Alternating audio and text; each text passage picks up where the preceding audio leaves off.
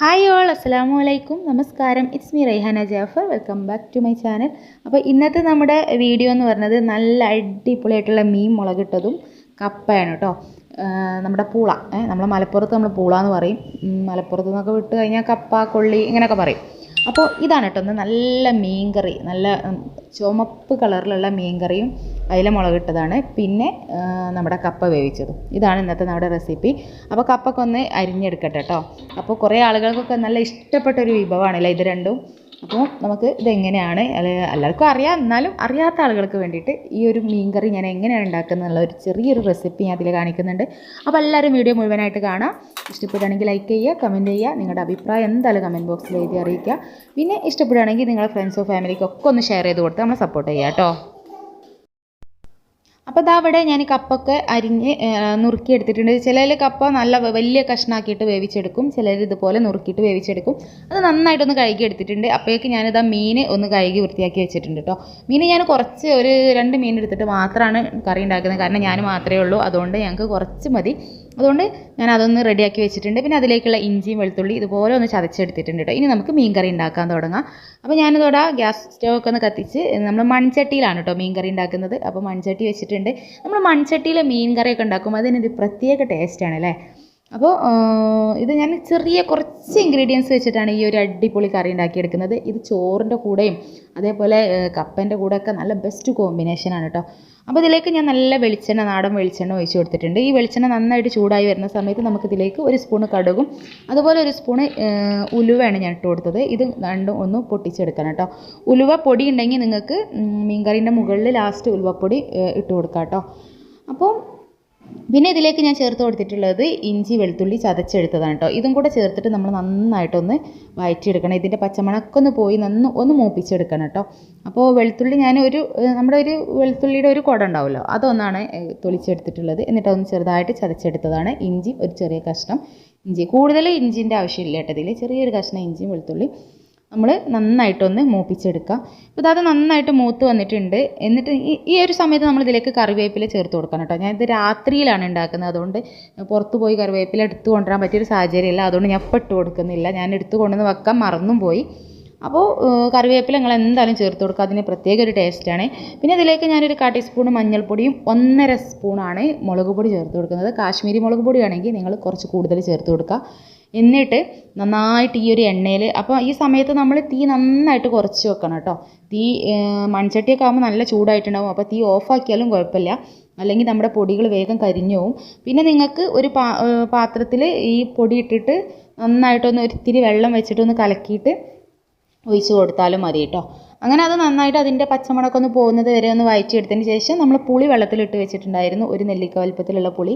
അത് ഇതിലേക്കൊന്ന് പിഴിഞ്ഞ് ഒഴിച്ച് കൊടുക്കുക. കുടംപുളി ഉണ്ടെങ്കിൽ സൂപ്പറായിരിക്കും കേട്ടോ. കുടംപുളി ഉണ്ടെങ്കിൽ അത് ചേർത്ത് കൊടുക്കുക. ഞാനിപ്പോൾ സാധാ വാളംപുളിയാണ് കേട്ടോ ചേർത്തിട്ടുള്ളത്. അതും കൂടെ ചേർത്തിട്ട് നന്നായിട്ടൊന്ന് കറി ഒന്ന് തിളപ്പിച്ചെടുത്തിട്ട് നമുക്കിതിലേക്ക് ആവശ്യത്തിനുള്ള ഉപ്പും കൂടെ ഒന്ന് ചേർത്തിട്ട് നന്നായിട്ടൊന്ന് മിക്സ് ചെയ്തെടുക്കുക.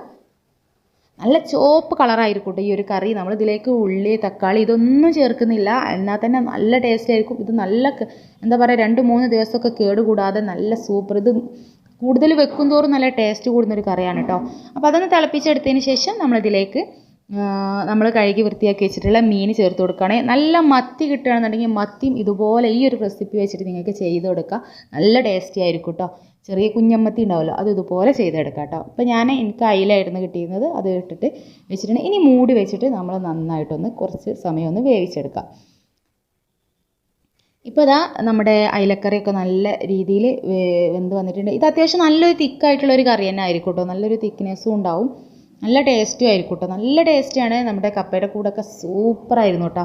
അപ്പോൾ എല്ലാവരും ഒന്ന് ഇതുപോലെ ഒന്ന് ട്രൈ ചെയ്ത് നോക്കുക. കുറേ ഉള്ളിയും തക്കാളിയൊക്കെ ഇട്ടിട്ട് നമ്മൾ മീൻ കറി വെക്കുന്ന സമയത്ത് ഒരു ഉള്ളിയൊക്കെ സവാളൊക്കെ ചേർക്കുമ്പോൾ ഒരു മധുരം പോലെ തോന്നാറുണ്ട്. അപ്പോൾ ഇങ്ങനെ ഒന്ന് വെച്ച് നോക്കേണ്ടി നല്ല ടേസ്റ്റി ആയിരിക്കും കേട്ടോ. അപ്പോൾ ഇനി ഉപ്പൊക്കെ ഒന്ന് നോക്കട്ടെ ഞാൻ. നല്ല സൂപ്പറാണ് കേട്ടോ. ഉപ്പും എല്ലാം കറക്റ്റ് പാകത്തിനായിട്ടുണ്ട്. ഇനി ഇതൊന്ന് മൂടി വെച്ചിട്ട് നമ്മൾ എന്ത് ചെയ്യുക, കുറച്ച് കറിവേപ്പില ഇതിൻ്റെ മുകളിലൊന്ന് ഇട്ട് കൊടുത്തതിന് ശേഷം കുറച്ച് പച്ചവെളിച്ചെണ്ണയും കൂടി വെച്ചിട്ട് ഒന്ന് മൂടി വെക്കുക. അപ്പോഴേക്ക് നമ്മുടെ കറി ഇവിടെ സൂപ്പറായിട്ട് റെഡി ആയിട്ടുണ്ടാവും കേട്ടോ. എനിക്കിതിൽ ആകെ ഒരു കുറവുള്ളത് കറിവേപ്പിലയുടെ കുറവാണ്. അതിപ്പോൾ എനിക്ക് എടുക്കാൻ പോകാൻ പറ്റാത്തൊരു സാഹചര്യം ആയതുകൊണ്ടാണ് കേട്ടോ. അപ്പോൾ നല്ല ടേസ്റ്റി ആയിട്ടുള്ള നല്ല ചുമപ്പ് കളറിലുള്ള നമ്മുടെ അയിലക്കറി ഇവിടെ റെഡി ആയിട്ടുണ്ട്. നിങ്ങളൊന്ന് ഉണ്ടാക്കി വെക്കേണ്ടി. ഈ ഒരു കളർ ഞാൻ ഒന്നും ചേർത്തിട്ടില്ല. ഈ ഒരു കളറിൽ തന്നെ നിങ്ങൾക്ക് ഈ ഒരു മീൻ കറി ഉണ്ടാക്കിയെടുക്കാൻ പറ്റും കേട്ടോ. അപ്പോൾ എല്ലാവരും ഒന്ന് ട്രൈ ചെയ്ത് നോക്കേണ്ടി, എന്നിട്ട് അഭിപ്രായം അറിയിക്കുക.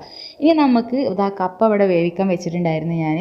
കപ്പൊക്കെ വെന്തിട്ടുണ്ട്. ഇനി നമുക്ക് ഇതൊന്ന് വിളമ്പിയിട്ട് ഇതിൽ മീൻ കറിയൊക്കെ ഒന്ന് ഒഴിച്ചിട്ട് നല്ല സൂപ്പറായിട്ടൊന്ന് കഴിച്ച് നോക്കണം.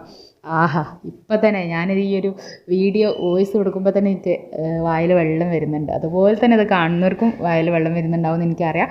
അപ്പോൾ ഓക്കെ, ഇതുപോലെ എല്ലാവരും ഒന്ന് ട്രൈ ചെയ്ത് നോക്കട്ടെ. ഇനി നമുക്ക് ഈ കപ്പയുടെ മുകളിലേക്ക് നമ്മുടെ ഈ ഒരു മീൻ കറിയും കൂടെ ഒന്ന് ഒഴിച്ച് കൊടുക്കാം. ഇതും കൂടെ അങ്ങോട്ട് ഒഴിച്ചിട്ട് നമുക്ക് നല്ല ഉഷാറായിട്ട് ഇതൊന്ന് കഴിക്കണം. അപ്പോൾ കൊതി വരുന്നുണ്ടാവും, കാരണം പ്രവാസികൾക്കൊക്കെ നല്ല കൊതി വരുന്നൊരു സംഭവമാണല്ലേ ഈ ഒരു കപ്പയും മീൻ കറി എന്നൊക്കെ പറയുന്നത്. എല്ലാവർക്കും ഒരു നാടൻ രുചിയാണല്ലേ ഇതിന്.